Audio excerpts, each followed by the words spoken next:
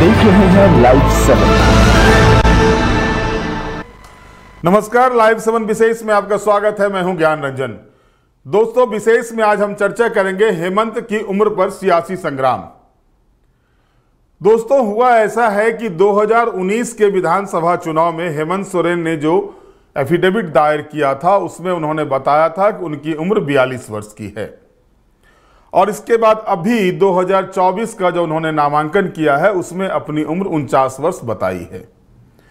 और इसके बाद ये उम्र का जो 5-7 का फेर जो है ये हेमंत के सिर पर चढ़ के बोल रहा है। और जिस तरह से भारतीय जनता पार्टी ने इस मुद्दे को उठाया है उसके बाद से कह सकते हैं एक तरह से ये सियासी संग्राम शुरू हो गया है। दीपावली समाप्त हुई है और इसके बाद बम फूटने शुरू हो गए हैं, सियासी बम फूटने शुरू हो गए हैं। और इस सियासी बम में पहले लपेटे में भारतीय जनता पार्टी ने उम्र को लेकर के यानी 5-7 के फेरे को लेकर के हेमंत सोरेन को टारगेट किया है। हालांकि ये टारगेट कितना सफल हो सकता है, चुनाव आयोग के पास वो मामले लेकर जा रहे हैं, लेकिन सवाल ये उठ रहा है कि ये मुद्दा बन सकता है या नहीं मुद्दा बन सकता है, क्योंकि जो मतदाता सूची में जो उम्र होता है उसी उम्र को दिखाया जाता है। जब अपडेट होता है मतदाता सूची तो उसमें कुछ हेर फेर होने की बातें आती है। कई जो प्रिजाइडिंग अफसर रह चुके हैं उनसे जो मेरी टेलीफोनिक बातचीत हुई उसमें जो चीजें उन्होंने बताई, अब सारा कुछ निर्भर करता है चुनाव आयोग इस पर क्या निर्णय लेते हैं, चुनाव आयोग का स्टेटमेंट क्या आता है। हालांकि अब तक इस विषय पर जब मैं ये विशेष कर रहा हूं उस समय तक चुनाव आयोग का कोई भी स्टेटमेंट इस विषय पर नहीं आया है। इस बीच जो सियासी संग्राम छिड़े हुए हैं उसमें मैं आपको सुनाता हूं कि भाजपा ने क्या आरोप लगाए हैं। भाजपा के प्रदेश प्रवक्ता हैं प्रतुल सहदेव, उन्होंने क्या आरोप लगाए हैं, इसके बाद मैं आपको उसके जवाब में इंडी गठबंधन के जो नेता हैं, चाहे वो बीके हरिप्रसाद हो जो चुनाव समन्वयक है कांग्रेस पार्टी के, या फिर सांसद सुखदेव भगत हो, उनकी बयान को मैं सुना रहा हूं। पहले आप तीनों के बयान को सुन लीजिए। देखिए, यह सिर्फ हेमंत सोरेन जी के नेतृत्व वाली झारखंड में संभव हो सकता है जब किसी व्यक्ति की आयु 5 वर्ष में 7 वर्ष बढ़ जाए। माननीय मुख्यमंत्री हेमंत सोरेन ने 2019 के अपने एफिडेविट में अपनी उम्र 42 वर्ष बताई थी, और 5 वर्ष बाद जो उनकी उम्र 47 वर्ष होनी चाहिए थी वो आश्चर्यजनक रूप से 49 हो गई। तो ये कैसे संभव है? या तो उन्होंने उस समय झूठ बोला या अभी झूठ बोला, और वो भी एफिडेविट में। एफिडेविट में उन्होंने लिखा है कि जो प्रॉपर्टी की कीमत उनकी 2019 में 10 लाख रुपए थी वो 2024 में घटकर 4 लाख हो गई। जबकि दुनिया में प्रॉपर्टीज की कीमतों में इजाफा होता है, लेकिन यहां कीमतें हैं जो उनकी कम हो रही हैं। इसके अतिरिक्त 2004 और 6 के बीच में उन्होंने एक प्रॉपर्टी खरीदी थी जिसका जिक्र उन्होंने 2014 और 19 के एफिडेविट में नहीं किया, लेकिन 2024 के एफिडेविट में सरप्राइजिंगली उस प्रॉपर्टी का जिक्र किया। उनकी पत्नी के नाम पर एक सियाज गाड़ी थी पिछले एफिडेविट में, जो इस बार नहीं है। तो मुख्यमंत्री हेमंत सोरेन के एफिडेविट में इतनी विसंगतियां हैं पहले से कि हम लोगों ने मांग की है कि इनका नॉमिनेशन रद्द किया जाए और गलत जानकारी देने के कारण अपनी उम्र के समय में और अन्य विषयों पर एफआईआर भी दर्ज हो। सबसे पहले ये तो हास्यास्पद है जो फेकू मास्टर प्रधानमंत्री नरेंद्र मोदी जी का बर्थ सर्टिफिकेट, डिग्री सर्टिफिकेट और उसका वडनगर का रेलवे स्टेशन, सब ये लोग सब ऐसा ही रहता है करके बात कर रहा है। झारखंड में बात करना चाहिए जो आदिवासियों के लिए किया क्या ये लोग, और जो 80 करोड़ लोगों को 5 किलो चावल दे रहा था उसको क्यों खत्म कर दिया है। गरीब को अपना रोजी रोटी के लिए क्या किया है, इस बात पे चर्चा करना चाहिए। हेमंत सोरेन का ये जो उसका एज लेके बात करना, क्या लेना देना इसमें।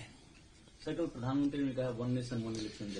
हाँ, वो तो आरएसएस का एजेंडा लागू करना चाहता है। 1 nation 1 election, 1 nation 1 leader, 1 nation 1 education, 1 nation 1 ration, 1 nation 1 dress, ये सब अपना प्रधानमंत्री का एजेंडा, आरएसएस का एजेंडा लागू करने का कोशिश करता है। ये कोई नई बात नहीं है।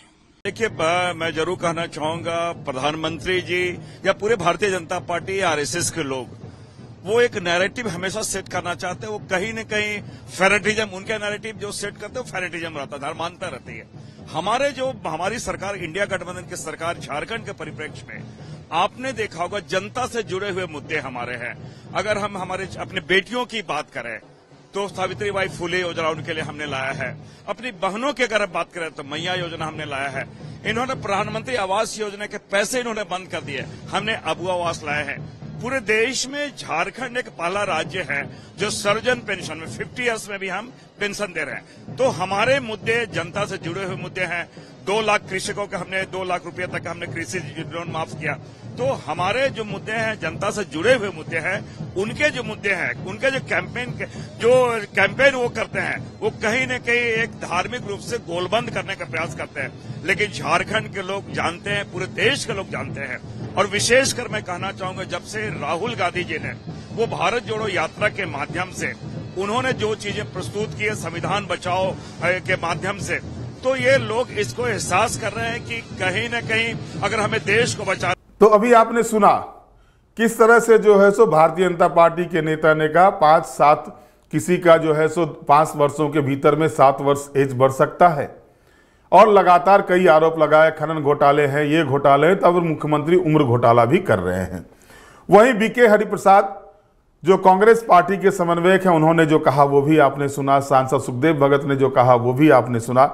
हम इस पर राय लेंगे, इस विषय पर जो है सो राय लेंगे अधिवक्ताओं का जो जानकार हैं कि क्या कहते हैं इस विषय पर। मैं कोशिश करता हूं उनको लगाने का। हालांकि ये मुद्दा चला हुआ और ये मुद्दा बड़े जोरों के साथ जो है सो अभी ट्रोल कर रहा है, सोशल मीडिया पर भी ट्रोल कर रहा है ये मुद्दा कि आखिर किसी व्यक्ति का उम्र जो है सो 5 वर्ष में 7 साल कैसे हुआ। हमारे साथ वरिष्ठ अधिवक्ता अभय मिश्रा जी जुड़ गए हैं। अभय मिश्रा जी, स्वागत है सर आपका लाइव 7 में। नमस्ते। नमस्ते, स्वागत है सर आपका लाइव 7 में। मिश्रा सर, ये जानना चाहेंगे आपसे कि जो एक मामला अभी आया हुआ है मुख्यमंत्री हेमंत सोरेन के नामांकन के मामले को लेकर के कि 2019 के चुनाव में उन्होंने अपनी उम्र 42 वर्ष बताई थी और 2024 के चुनाव में वो अपनी उम्र 49 वर्ष बता रहे हैं। ये 7 वर्ष हो रहा है जबकि ये 5 ही वर्ष हुए थे। ये क्या, इस पर क्या कुछ हो सकता है? देखिए, होने का ऐसा है कि जो चुनाव प्रक्रिया है रिप्रेजेंटेशन ऑफ पीपुल एक्ट के तहत होता है जी। शपथ पत्र चुनाव आयोग को दिया जाता है और वो जो नामांकन की तिथि होती है और जो निकालने की तिथि होती है वो तो कानूनन शपथ पत्र देना होता है जी। अब 5 साल होना चाहिए था और 2 साल बढ़ गया जी। तो ये तो एक टर्म जो है, जो गलत शपथ पत्र था उसका टर्म तो अभी पूर्ण हो चुका है जी। तो जो चुनाव आयोग कार्रवाई कर सकता है या नहीं कर सकता है वो चुनाव आयोग को करना है जी। वर्तमान जो अभी 2 साल का जो फर्क आ रहा है या अंतर आ रहा है, जो कहेंगे या बोलेंगे कि गलत शपथ पत्र हो रहा है जी। या मैंने देखा है दोनों शपथ पत्र, तो उसमें ये कह सकते हैं कि एक अभी सही है, जो उम्र है वो कह सकते हैं कि सही है, मगर एक न एक तो शपथ पत्र गलत है जी। तो यहाँ पर जो भारत में प्रक्रिया है वो तो ये पूरा का पूरा क्षेत्राधिकार चुनाव आयोग का है। चुनाव आयोग के यहाँ आपत्ति होती है, आपत्ति होने के उपरांत चुनाव इलेक्शन पिटीशन जो है वो उच्च न्यायालय में दायर होता है। ये वैधानिक प्रक्रिया है, मगर ये हमारी देश की प्रक्रिया है जी। अगर शपथ पत्र में मामूली सी भी चूक अगर अमेरिका में या यूरोप के किसी देश में होती जी। तो एक बहुत बड़ा मुद्दा हो जाता है। वहाँ आप देखेंगे कि सजा गलत शपथ पत्र देने के लिए ज्यादा होता है जी। और अपराध के दृष्टिकोण से कम होता है जी। तो हमारे देश में तो प्रक्रिया यही है, चुनाव आयोग ही उसका नीति निर्धारण करता है, कार्रवाई कर सकता है। मतलब पूरी गेंद जो है सो वो चुनाव आयोग के पाले में वो क्या निर्णय लेती है, इस पर सबको ध्यान देना होगा। जी बिल्कुल बिल्कुल। आपत्ति अगर कोई करता है जी। आपत्ति का निस्तारण होता है, अगर आपत्ति का निस्तारण होता है तो वो चुनाव आयोग क्या आदेश करता है, उस आदेश के पक्ष और विपक्ष दोनों हो सकता है जी। जो उसमें संतुष्ट नहीं है वो आगे जा सकता है, तो प्रक्रिया तो चुनाव आयोग के ही ऊपर है। तो मतलब चुनाव आयोग के निर्णय के बाद ही कोई कोर्ट का सहारा ले सकता है इस मामले पर? नहीं, अगर ऐसे चुनाव आयोग के आपत्ति के उपरांत भी अगर कुछ भी आदेश नहीं होता है तो भी वो इलेक्शन पिटीशन तो दायर कर ही जा सकता है, क्योंकि दोनों शपथ पत्र को मिलाएंगे तो एक शपथ पत्र तो गलत है, कोई एक। जी जी। बहुत धन्यवाद आपका अभय सर। भी दायर कर सकता है। जी नमस्कार जी, बहुत धन्यवाद जी। तो सारा कुछ जैसा कि अधिवक्ता महोदय ने बताया कि सारा कुछ डिपेंड करता है अब कि चुनाव आयोग का निर्णय क्या होता है। रही बात अब भारतीय जनता पार्टी इस मुद्दे को लेकर के चुनाव आयोग के पास गई है। इसके बाद वो जो निर्णय हो, नहीं जो भी निर्णय पक्ष में हो या विपक्ष में हो, उसके बाद भी वो हाईकोर्ट जाने के लिए स्वतंत्र है, वो कोर्ट जा सकते हैं, ऐसी बातें उन्होंने कही है। लेकिन जो हमारे साथ जुड़ गए हैं प्रतुल सहदेव जी, भाजपा के प्रदेश प्रवक्ता हैं। प्रतुल जी, स्वागत है आपका लाइव 7 में। हाँ, नमस्कार संपादक जी। स्वागत है आपका प्रतुल जी लाइव 7 में। आज धन्यवाद संपादक जी। सोशल मीडिया पर तो आप छाए हुए हैं साहब। 42, 43 क्या मतलब 49, ये 7, 5, 7 का फेरा में आप लगा दिए हेमंत सोरेन जी को। देखिए, आपने सुना था ना, पत्थर घोटाला, खनन घोटाला, कोयला घोटाला, ट्रांसफर पोस्टिंग घोटाला। अब इस सरकार ने जाते जाते आयु घोटाला कर दिया ज्ञान जी।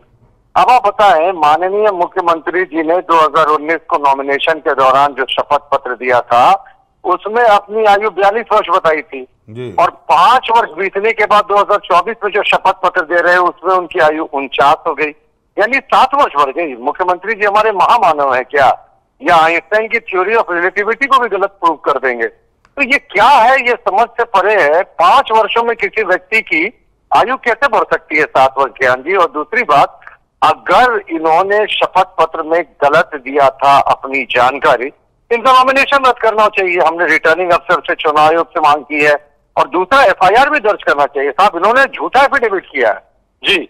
लेकिन भारतीय स्थिति में, जो भारत में जो चुनाव की प्रक्रिया है, उसमें तो रिटर्निंग ऑफिसर सर्वोपरि होता है, वो जो निर्णय लेगा वो आगे बढ़ेगा। हालांकि अभी जैसा मेरी अभय मिश्रा जी अधिवक्ता से बात हुई, अगर ये यूरोप या अमेरिका जैसे देश में हुआ रहता तो ये बड़ी कानूनी कार्रवाई इस पर हो सकती थी, यानी अपराध से भी ज्यादा इसको बड़ा अपराध माना जाता है। तो अब भाजपा का आगे का क्या है, भाजपा आगे क्या करना चाहिए इस मुद्दे पर? नहीं, हमारे देश के लीगल सिस्टम, हमारे देश के जुडिशियल सिस्टम, हमारे देश के इलेक्शन मशीनरी पर विश्वास कीजिए। हाँ, रिटर्निंग अफसरों से अनुरोध करेंगे कि वो SDM हो, की हो, जो भी हो, सरकार के एजेंट बनकर काम नहीं करेंगे। तो क्लियर केस है ध्यान जी, इसमें कोई कंफ्यूजन नहीं है। मैंने जो सोशल मीडिया पे पोस्ट किया है, मैंने दोनों वर्षों के एफिडेविट को लगाया, एक में 42 वर्ष, एक में 49 वर्ष, और अंतराल 5 वर्ष का। सीधे इनका नॉमिनेशन रद्द करना चाहिए और FIR दर्ज करना चाहिए। इसमें तो कोई जांच की भी आवश्यकता नहीं। हमने चुनाव आयोग का भी दरवाजा खटखटाया है। रिटर्निंग अफसर से हमें न्याय नहीं मिलेगा तो चुनाव आयोग से हम न्याय की उम्मीद करते हैं जी। ज्ञान, तो आप लोग गए चुनाव आयोग के पास, गए हैं इस मामले को लेकर? बिल्कुल, चुनाव आयोग को हमने ज्ञापन भी दिया है। चुनाव आयोग से कहा भी है कि रिटर्निंग अफसर जो है, अब तक इनको कार्रवाई करनी चाहिए थी, उन्होंने कार्रवाई नहीं की है, तो चुनाव आयोग इस पे हस्तक्षेप करे। और ज्ञान, यही एक अकेली विसंगति नहीं है। इसके अलावा मुख्यमंत्री जी के 2006 और 8 में खरीदी गई एक प्रॉपर्टी है जिसका जिक्र उन्होंने 2019 में नहीं किया। अचानक वो 2024 में प्रॉपर्टी का जिक्र करते हैं, जबकि उसको उन्होंने 2006 और 8 के बीच में खरीदा था। इसके अतिरिक्त उनकी पत्नी के नाम पर एक सियाज गाड़ी थी 2019 में। इन्होंने ये भी नहीं बताया कि वो सब बेचा गया या नहीं बेचा गया, इस बार जिक्र नहीं है। इसके अतिरिक्त मुख्यमंत्री जी ने अपने जमीन के मामले में भी जो कुछ चीजें हैं वो छिपाई हैं। और आश्चर्यजनक रूप से ज्ञान, आप भी जानते हैं ना, संपत्ति का दाम समय के साथ क्या होता है, घटता है या बढ़ता है संपादक जी? नहीं, बढ़ता है, संपत्ति का रेट तो बढ़ता है। हाँ जी, और मुख्यमंत्री जी ये उल्टा चलता है इनका कानून। मैथमेटिक्स इनका ना अपोजिट डायरेक्शन में चलता है। 10 लाख की जो संपत्ति थी इनकी 2019 में, वो घटकर 4,45,000 की हो गई 2024 में। तो भाई मंगरा मुंडा जो है, हमारे एक मित्र है, वो इस प्रॉपर्टी को 4,45,000 में खरीदने को तैयार है। मुख्यमंत्री जी बेच दे। अब सवाल ये उठता है प्रतुल जी, क्या भाजपा इसको मुद्दा बना रही है चुनाव में? नहीं, चुनाव का मुद्दा नहीं। देखिए, राज्य का मुख्यमंत्री जब झूठ बोले तो फिर आगे क्या बचता है? उन्होंने सब घोटालों के बाद ये आयु घोटाला भी हो गया। चलिए, बहुत बहुत धन्यवाद प्रतुल जी आपका हमारे साथ जुड़ने के लिए, बहुत धन्यवाद। धन्यवाद संपादक। तो भाजपा इस मुद्दे को लेकर के लगातार सोशल मीडिया प्लेटफॉर्म पर आप देखेंगे, लगातार ट्रोल किए हुए सोशल मीडिया प्लेटफॉर्म पर भाजपा के कई नेताओं ने इस मुद्दे को उठाया है। इसके अलावा ये सियासी गलियारे में चर्चा का भी विषय बन गया है। हालांकि BK हरिप्रसाद जो कांग्रेस पार्टी के राज्य समन्वयक हैं चुनाव के, उनका यह कहना है कि इस तरह की बातें भाजपा जो है सो मोदी जी के बारे में कुछ नहीं कहती, मोदी जी के उम्र के बारे में नहीं कहती, लेकिन विरोधी दल के कुछ भी होते हैं तो उसको हाय तौबा मचाती है, ये उम्र का कोई मामला बनता नहीं है। वहीं अगर सुखदेव भगत की अगर बात करें तो सुखदेव भगत ने भी इस मामले को हल्के में लिया है। उन्होंने कहा कि इस तरह की कोई चीजें नहीं है। हाँ, ये जरूर है कि मनोज पांडे का वर्जन आया हुआ जो प्रवक्ता हैं झारखंड मुक्ति मोर्चा के, उनका ये विषय आया हुआ है कि हार से घबरा करके भारतीय जनता पार्टी अब अनर्गल प्रलाप कर रही है। ऐसा कुछ भी नहीं है। बहरहाल मैंने जो बातें की उसमें अगर देखा जाए तो अब सब कुछ चुनाव आयोग पर निर्भर करता है, चुनाव आयोग इस पर क्या डिसीजन लेती है। बहरहाल जो भी स्थिति बने, लेकिन भाजपा ने एक मुद्दा खड़ा कर दिया, यानी मैंने कहा था कि दीपावली के बम पटाखे तो फूटेंगे ही और दीपावली समाप्त होगा तो उसके बाद सियासी बम पटाखे फूटने शुरू हो जाएंगे। तो लीजिए, दीपावली की सुबह में आपको एक सियासी बम पटाखा मिल गया। हेमंत सोरेन की उम्र 5 वर्षों में 7 साल बढ़ गई। अब इस पर क्या निर्णय लेते हैं चुनाव आयोग, ये देखना दिलचस्प होगा। बहरहाल आज के विशेष में इतना ही। आप हमारे साथ जुड़े रहें, हमें लाइक करें, सब्सक्राइब करें। बहुत बहुत धन्यवाद। नमस्कार।